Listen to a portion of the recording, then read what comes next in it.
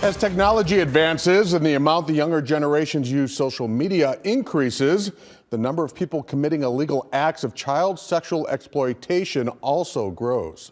23 News reporter Connor Hollingsworth talks with members of law enforcement about how they stop these criminals in their tracks, and also family care professionals about how to protect your kids from online predators.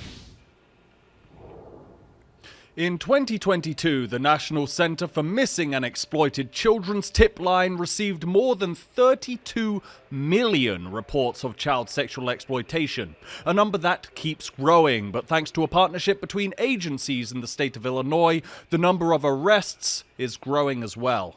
I work Joe Davies, Stevenson, Boone County, and Winnebago County primarily. Sergeant Joshua Hare works in the Zone 2 Major Crimes Unit for the Illinois State Police, responsible for putting those trying to exploit children behind bars. For Hare, the issue is a personal one.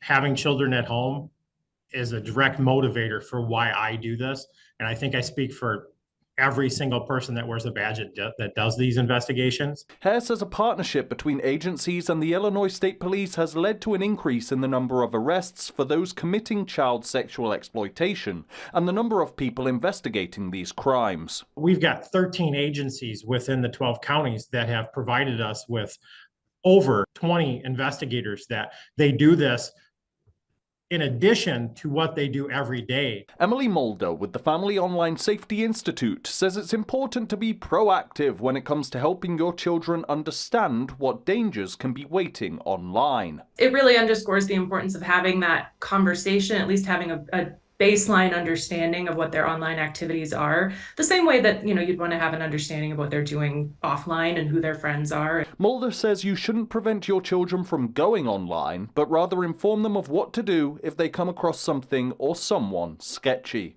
Help a child understand that, they also have instincts, that if they feel like the situation isn't right, they should follow those instincts and talk to a parent about it, stop having contact with that person.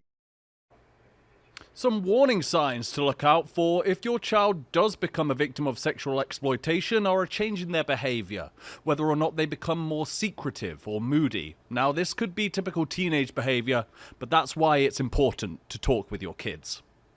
Thank you, Connor. And if you ever need to report an instance of child sexual exploitation, here says you can contact the National Center for Missing and Exploited Children. The website also has materials on how to educate parents and children on what dangers could be just a click away.